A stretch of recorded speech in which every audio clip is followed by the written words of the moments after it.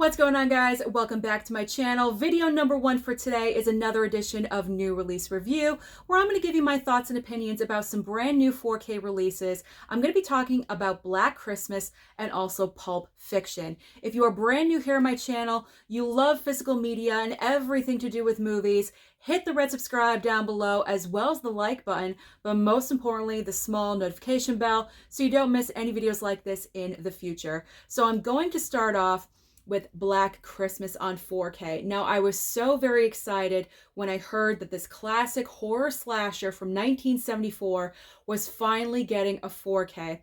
This has become one of my favorite horror slasher movies of all time. It's also number 5 of my favorite Christmas films of all time, believe it or not. Now, when I first watched this movie, I was kind of unsure about it, borderline didn't like it. But after viewing this several times, it has become one of my favorite go-to slasher films. Now, the plot line of this movie is very basic. You have a lot of sorority girls in a sorority house. It is Christmas time.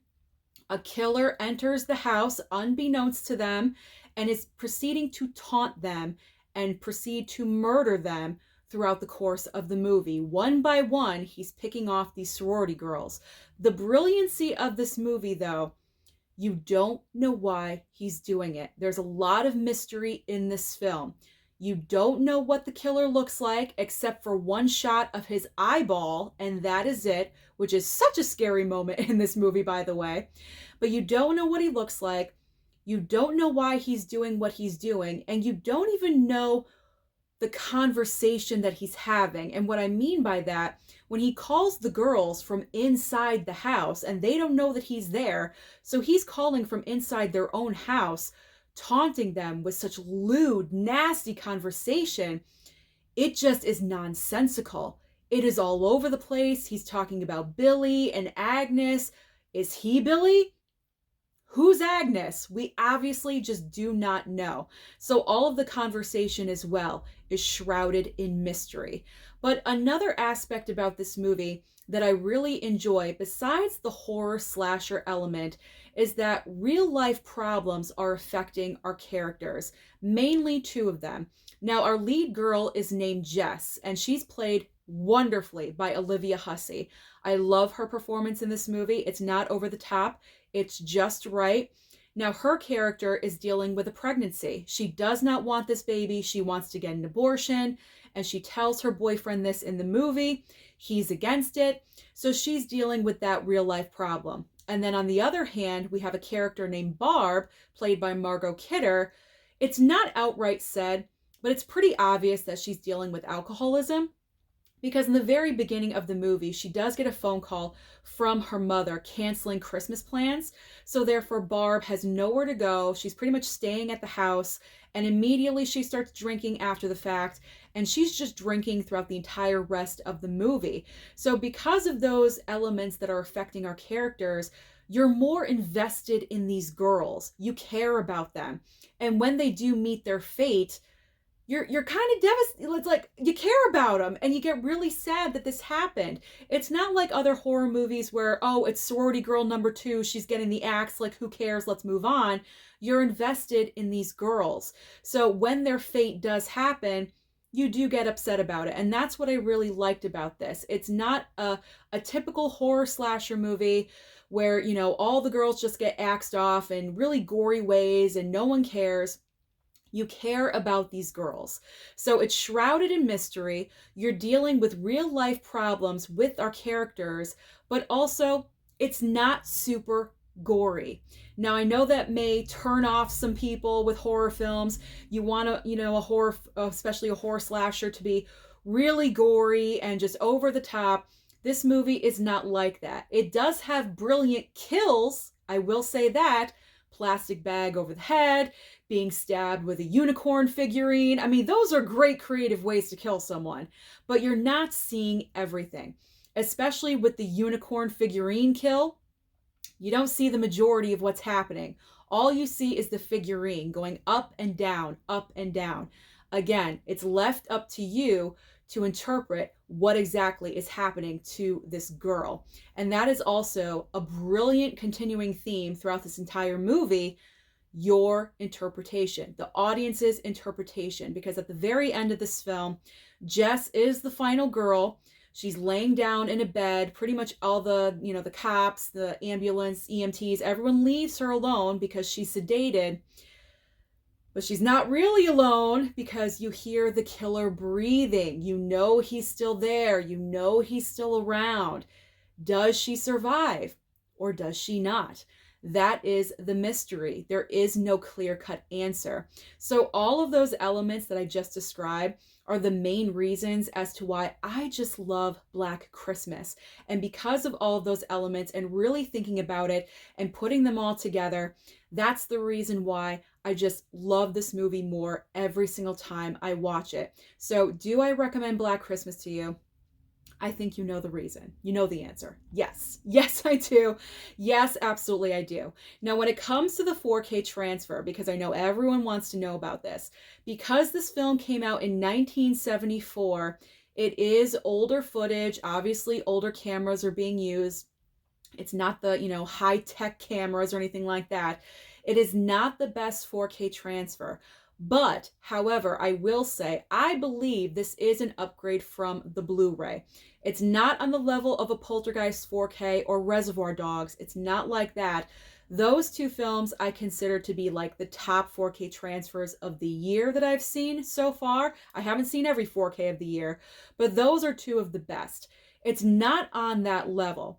But like I said, I think this is an upgrade from the current Blu-ray. Especially, there's one scene in particular where it is outside, and what's unfortunate is the movie mainly is inside the sorority house, so it's mainly at nighttime in the dark, and that it does enhance some scenes, not all of them, but the one particular scene where it's outside in the daytime, and one of the girl's dads is outside looking for her, and he comes across a fraternity guy, and they start talking about his daughter.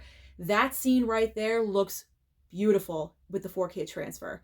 So I definitely do recommend.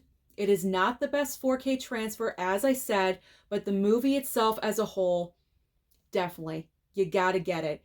It is slower paced. I'm gonna warn you about that. It is a slow paced movie, but it's worth it. I feel like nowadays with contemporary horror films, everything is thrown at you.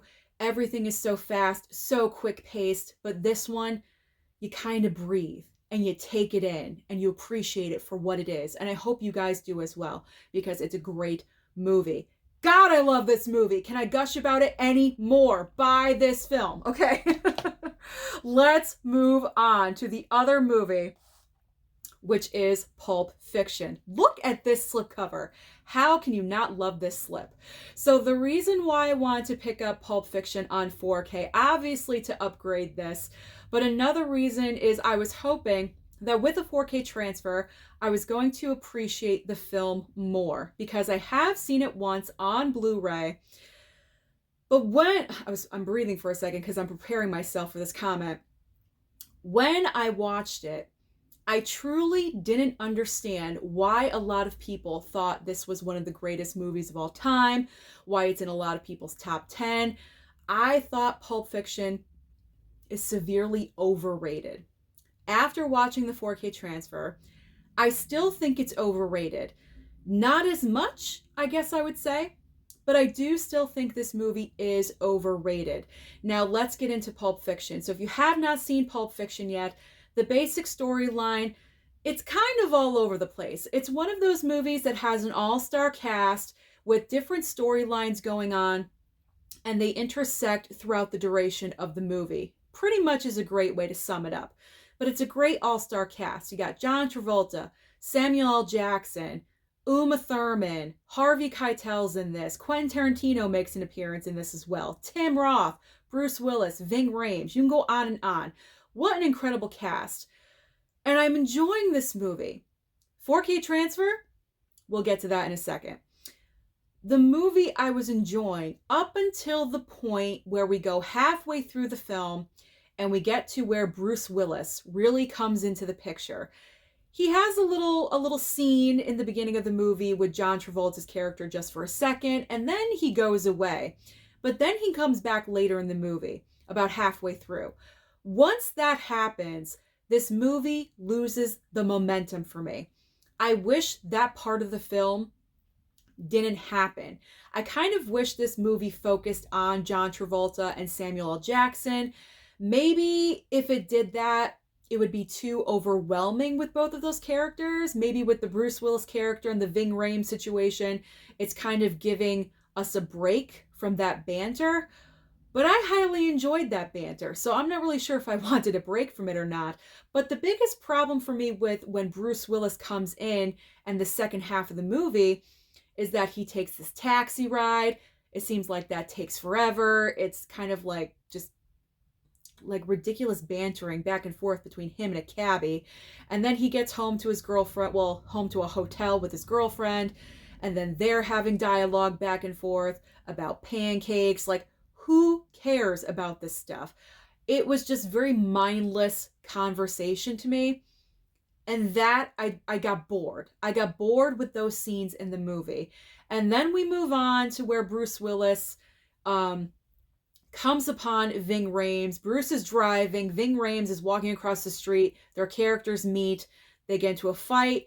They get into the store. And that entire sequence happens. Not my favorite. I'm going to be honest. I don't like seeing content like that. I don't feel like it's necessary. I feel like Quentin Tarantino does that to shock people, to put that out there just to, get under your skin just a little bit. I can understand that and I can appreciate that. He's got something to say.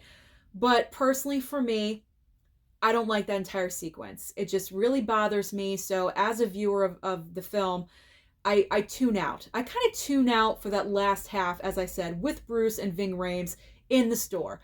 Once we're out of that and we are back to John Travolta and Samuel L. Jackson with Harvey Keitel, I'm back into this movie and I think it's great. Then we got the cross section with Tim Roth and his honey bunny girlfriend in the diner. And then, the movie concludes. What I will say is great about this film is the writing. Quentin Tarantino knows how to write a script. My favorite parts of this movie are the bantering back and forth between Samuel L. Jackson and John Travolta, and also John Travolta and Uma Thurman. Those pieces of the movie are the highlights. They are the standout for me. I love when those characters are on screen together. I think it's absolute magic. But as a whole, Pulp Fiction is still not one of my favorite movies of all time. But what I will say, I enjoyed it more watching it again on 4K. But I still think it's overrated. I still think it's an overrated movie. I just think Quentin Tarantino has put out better movies than this. And for some reason, Pulp Fiction is the movie that hit and got all the Academy Award nominations, for acting and writing and Best Picture. I just don't get it. I don't understand it. Am I missing something? I just don't get it, because I feel like Quentin has done such much better work with Reservoir Dogs and Once Upon a Time in Hollywood and Kill Bill movies. Like, I love those films much more than Pulp Fiction. So do I regret buying this? No, I don't regret buying it. I will watch it again because I do want a Quentin Tarantino collection, but it's just not my favorite. But I will say, if you love this movie, then you are definitely going to want to get it, because the 4K transfer on this is fantastic. It's on the level of Reservoir Dogs. I still think Reservoir Dogs is a little bit better, but I feel like as far as 4K transfer goes, they're really doing nice work with Quentin Tarantino's biography, or the Quentin Tarantino biography, I should say, or collection of his movies. There we go. They're doing nice work with his films with 4K transfer. So I feel like for the future films that are coming out on 4K that we're anticipating, they're all going to be well done. So I am looking forward to those.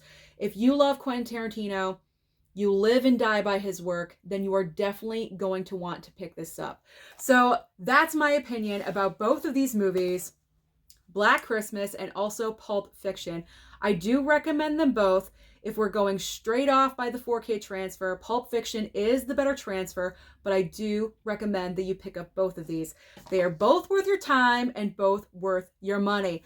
Woo! There we go. So those are my thoughts and opinions about Black Christmas and Pulp Fiction.